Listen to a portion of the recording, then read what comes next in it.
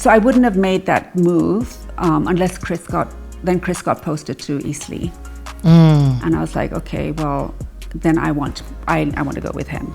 Okay, so you and Chris at this time, it's we were definitely together. Okay. Yeah, we were definitely together. DTR, define the relationship. You were together. Yeah, we were together. Yeah, exactly. And then so I then started saying, okay, now I really need to figure out what I want to do with myself.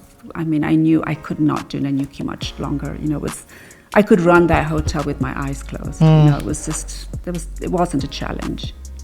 And so I came to Nairobi just on a day visit kind of thing, and a friend of mine said, oh yeah, Barclays are looking for somebody for a 9-month period.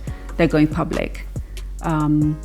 No other company in Kenya had gone public for 16 years, so people didn't even know what going public meant. Which other company had gone public before that? I don't know, maybe it was BAT or something, probably. I can't remember, but so I said, oh, okay, I'll try it. And I went for the interview, and they said, that's fine, can you start like in 2 weeks?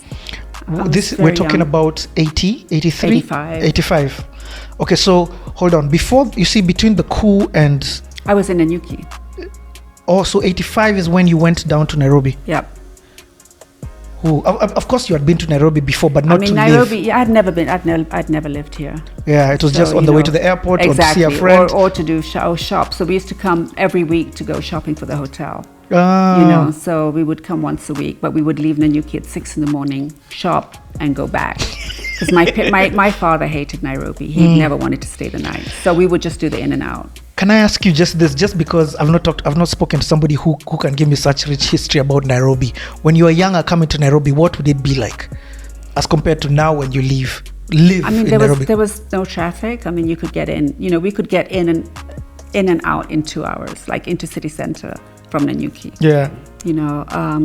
But I didn't know it. I did not know the night spots. I didn't know the streets.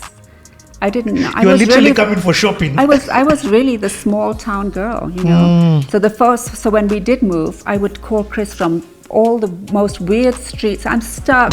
I'd have to find somebody with a call box or something. Yeah. I don't know where I am.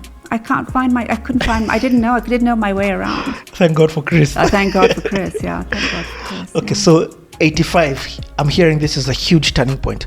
What job are Barclays advertising? So they were looking for PR. So they were looking for a PR officer for 9 months. And I didn't know anything about PR. I didn't cover that at all.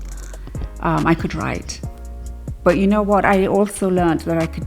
It was important to put my hand up for everything. Like, you can do this? Yes, I can. And I'd figure out the how later. And I've tend to have done that my whole life. It's like, of course I can. I've always been, and I've also, walked through every door that's been opened for me. I'm just that person. I've looked at, opportunities have been presented to me, and I've always taken them. Okay. So you start at Barclays, 85. So I started Barclays. I'm young. I'm senior. And when you say you're senior, what does that mean? So I sat in the management committee. So I was, and don't forget, everybody in the bank at that time, they didn't hire professionals. Everybody was a banker. So the marketing officer was a banker. The accountant was a banker. Yeah. So everybody were bankers. And I was breaking into this sort of men in gray suits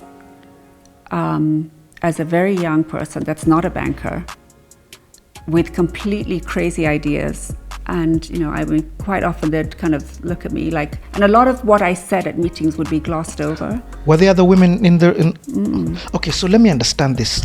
You're a woman, you're young, you're from a different race per se, and you're in this position. Yeah, and there were all these men in suits. And the interesting thing is, many of them had worked in Nanyuki as a branch manager of Barclays. One of them told me he used to take me to school because he was living at the Sportsman's Arms, and he, when he'd be going to work, my dad would be like, "Oh, if you're going, can you just drop her?" So now suddenly I'm sitting at the same table as him, and he was like, he would sort of say to me, how? Come on, how? Yeah, and so there was some resistance for a little while, but then there were also a couple of other people who were amazing, who were mentors to me, who I would call and say, I don't understand this thing. Can you explain to me? And he'd be like, yeah, just come at 5 when we're about to close. And we would sit till 7, and they would take me through what it meant, because there was so much I didn't know. Honestly, there was so much. It was like doing an MBA. Mm-hmm. What does your day-to-day look like at this time? So you've just started. So I'm getting there at 8, having had to go through the newspapers, done first. When you say newspapers, you're talking about 2, Daily Nation and Standard. That was it. And Daily Nation and Standard. We had the weekly review, so that was once a week. But that kind of thing, just to say what had been reported about us, what the other banks were doing. But it was really hard, because I didn't know what was expected of me. Mm-hmm.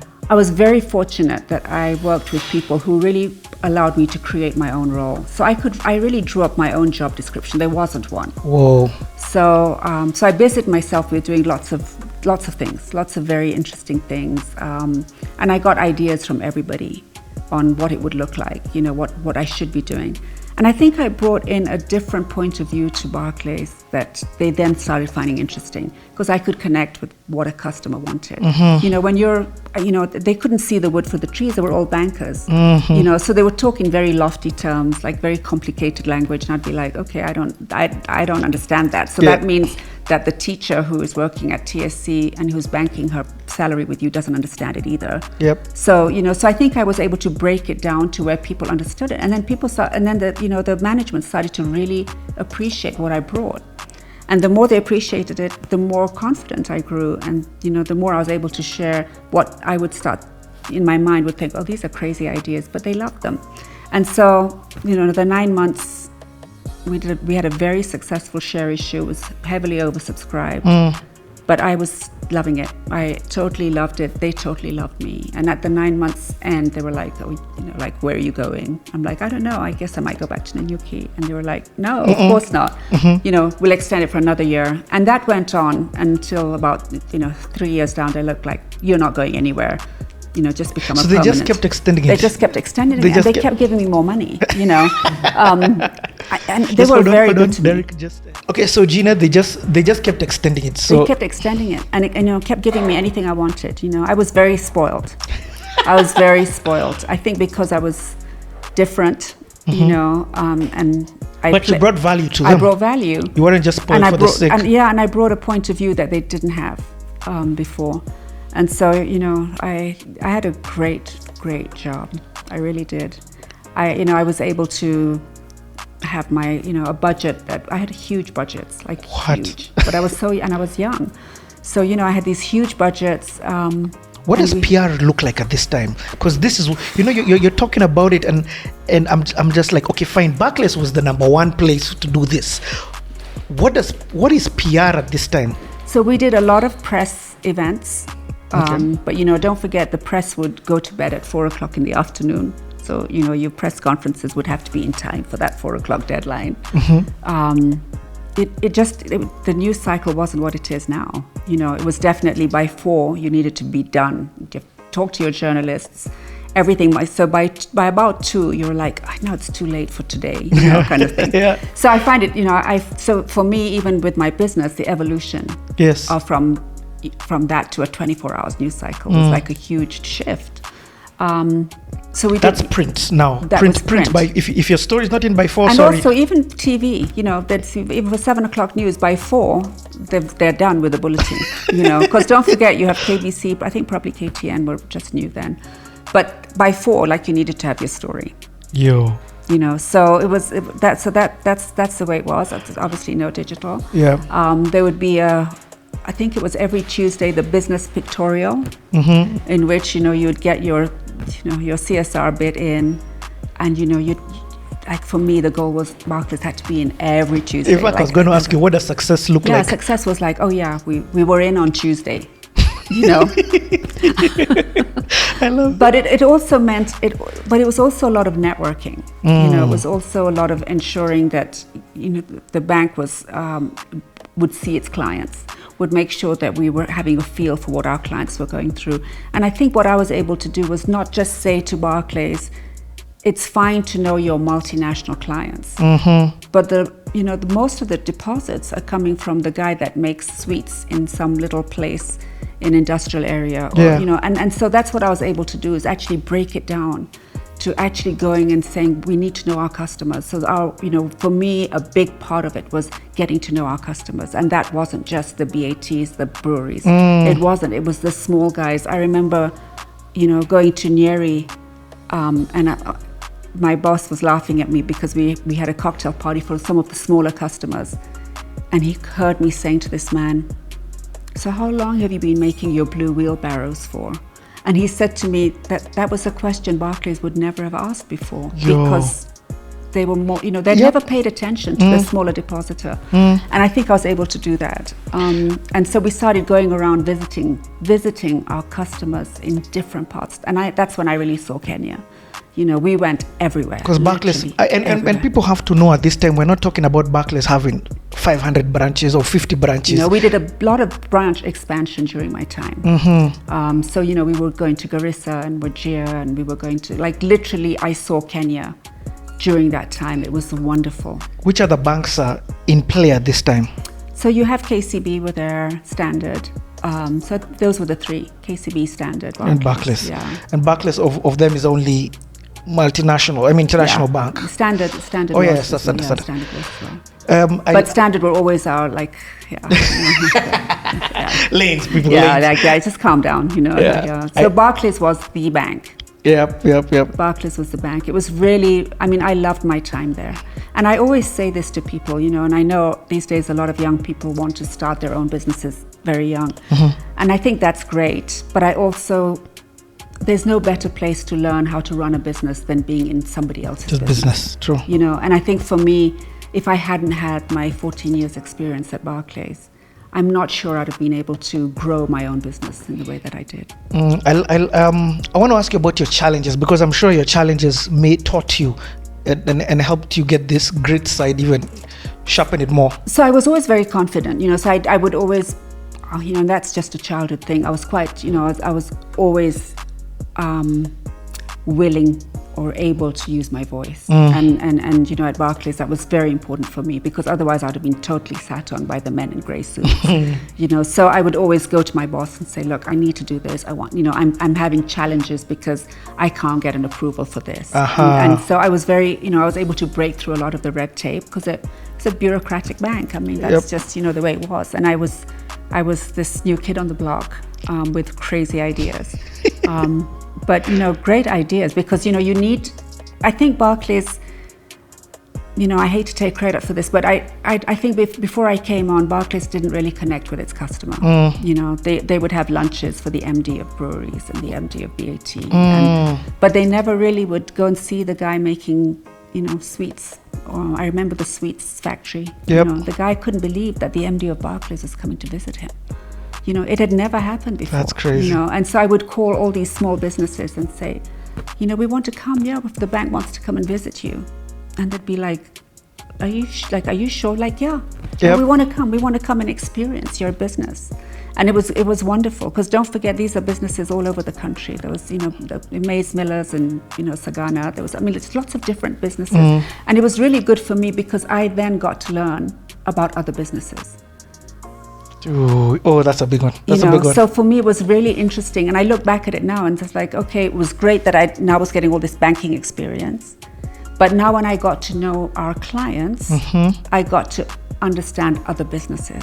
So you become a little bit of an expert on, manufacturing, Juakali sector. And it was fascinating for me. And I was like a sponge. I was absorbing all of this. In fact, I want to ask you a little bit about that, because now you're traveling and you're meeting people of different. It's like you're meeting rich people, poor people. You're meeting entrepreneurs. You're meeting Kenyans in general, and you must have some people skills in all of this. So my people skills, I think, would come back to home. Okay. Would come back to the hotel. Would come back to parents that had a very diverse set of friends. My mom, before independence, would secretly cook for the women freedom fighters and smuggle food to them.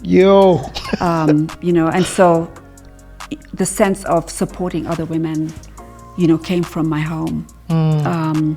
But the bank then gave me this whole new this whole thing about, the the diversity of businesses and the importance of SMEs, which, nobody was talking about them, but they were contributing to our deposits at the bank. Yep.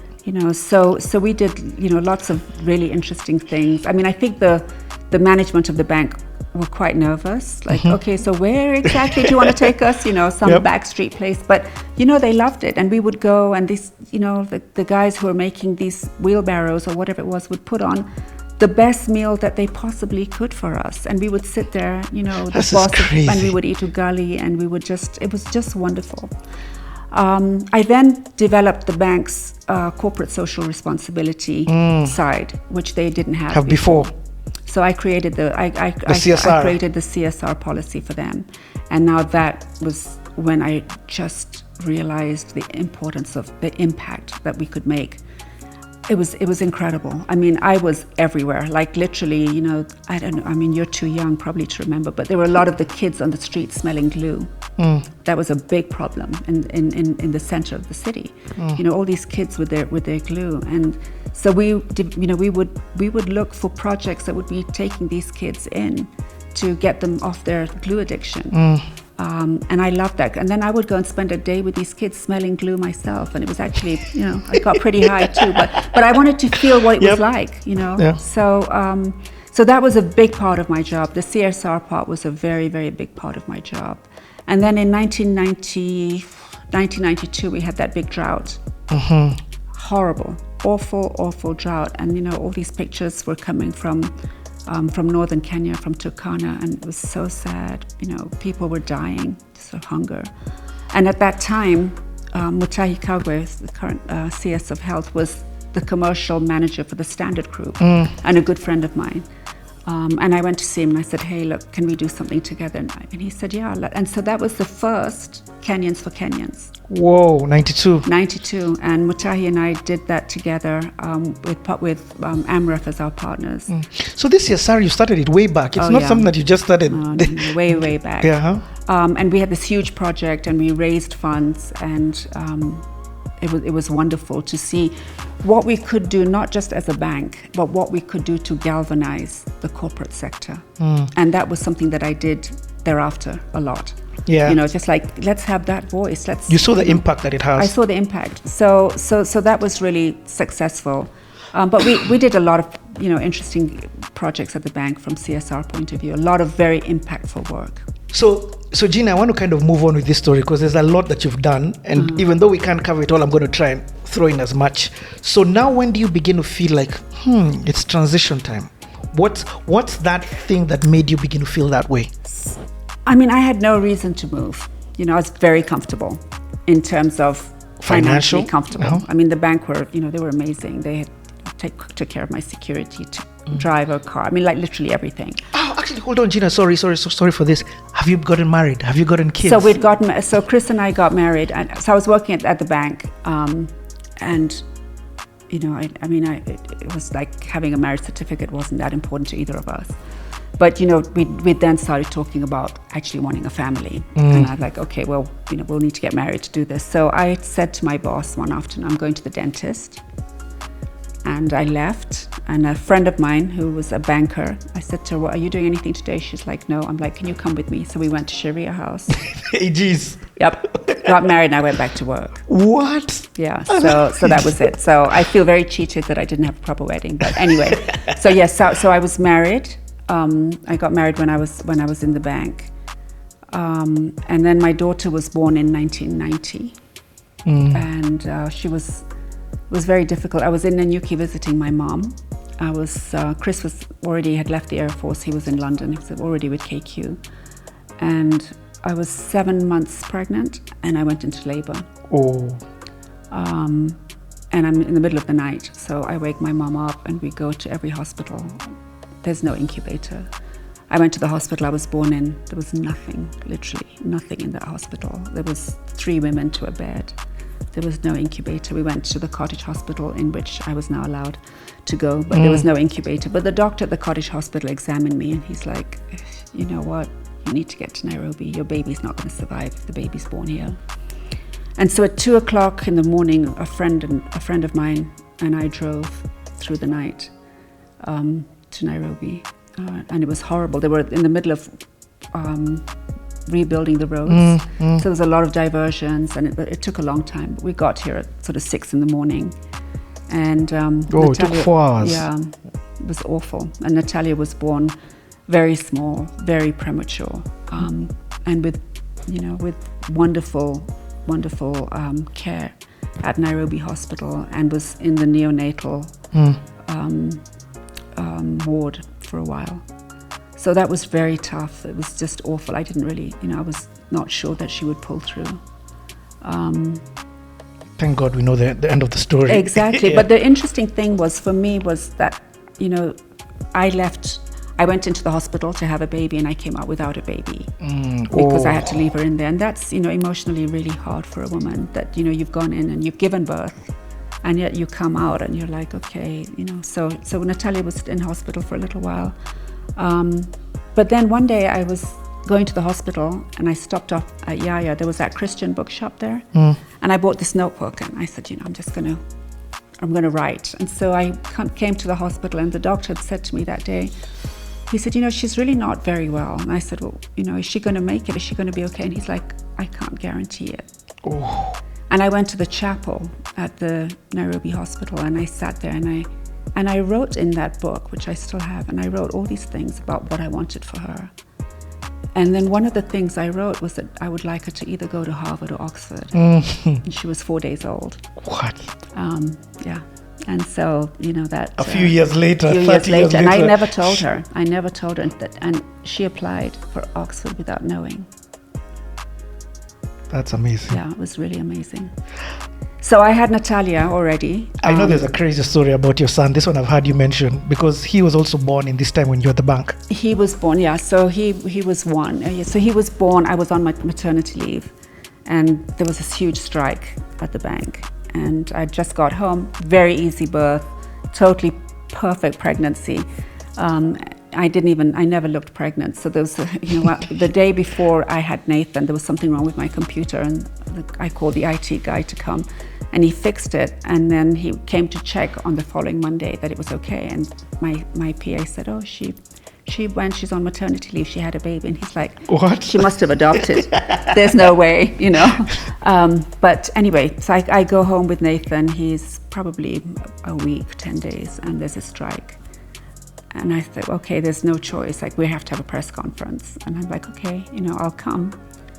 But I wasn't about to leave him because, having had a child who had been premature before and being separated, I wasn't about to let this happen again. So I just took him in his basket, and we went to work together. And the bankers would look and I'd say, yeah, that's my son. He was fine. He just lay there. And I did that for, I think, about 4 days until they're like, you know what, I think you should just carry on with your maternity leave now at home. So that was the first days of many that Nathan would accompany me to work, because Nathan, then, we've done lots of things together. For sure. He's your ride or die sidekick. Yeah, he is. After Chris. Yeah, so, he is. But after Captain. But let me also add, this just shows the level of things that you were handling the bank. When you talk about you handling a strike, I mean, it wasn't all nice and rosy. It wasn't like, let's just put some good press into the bank. There were lots of things. I mean, there were a lot of things that were happening around that time. The economy, was going through a really difficult time. We were getting ready for multi-party politics in 1990. There was a lot of political stuff that was going on in the country at that time. So it was affecting the economy. I was attending meetings with the central bank governor, on the economy, on the dollar, on the rates. I mean, there was a lot that was going on that was very challenging, but it was also a huge learning curve for me, because these were all going to be important issues for me when I had my own business. But the kind of people you're meeting in your early 30s, isn't that? Growing up in Nanyuki, and it being such a sort of central point for people to stop off. We were exposed to all these people very young. Okay. My father was very good friends with Kibaki because he was always in Nanyuki. Yeah, and because he just so lives close to Nyeri. And all the ministers, they were always there. So for us, that wasn't new. Oh, you know, I get it. networking. I mean, I grew up learning how to network very young. Yep. But then, of course, at the bank, now you're looking at them in a completely different way because it's a professional where you're going to, you know, Saitoti's office as the Minister for Finance. You know, you're sitting there having, you know, very serious discussions. Or the governor of the central bank. So I was exposed to all that very young. Okay. But yeah, so. But you're prepared. You're, and that's why I love hearing the backstory. You said that these are the same people who are walking into the hotel. Yeah, so I wasn't, I wasn't overwhelmed by Yes. it. It was like, oh yeah, we're going, okay, cool, let's do this. You know, and it became like, okay, they're doing a job. You know, yes, they might have a title and a flag, but they're doing a job. Okay, I love it. Then now we can now at least move into your transition. We couldn't have missed out on the kids. No, I would be in a exactly. lot of trouble. So Nathan was, but you know what I found was that even though I had a lot of freedom at the bank, I was still employed. And so there were a lot of school events that I would be like, oh, I've got to go and ask for permission because Natalia's got her sports day. And I was like, you know, is this how it's going to be? I want to be fully involved in my children's upbringing. And don't forget, I was brought up going to work with my parents. You know, and I know what I benefited from that, from having them all the time. Presence and time. Absolutely. And so for me, it was, I needed to find a way of doing that. Other corporates had then started looking for PR people, and actually it became like a generic term. People would say they were looking for a Gina Din, you know, and so I found it really interesting that people were looking for a me. Yes. You know, I was like, oh, this is interesting, this is cool. But, you know, and then I had a wonderful boss at Barclays, and I said to him one day, I said, you know, I don't know, like I've done 14 years now, you know, I will never be the MD of the bank because I'm not a banker. And, you know, you can carry on giving me more money. And my titles changed, you know, whatever it was, corporate affairs, PR, whatever, you know, but they were just titles. That, you know, and I could expand the job as much as I wanted to. But, you know, I knew then that I needed to do something else. And, you know, what were the options? I could leave and go to a KQ or a breweries or whatever, but it would be the same thing. You know, I would still be doing exactly the same work. And and my boss said to me at that time, he says, why don't you go and start out on your own? And I said,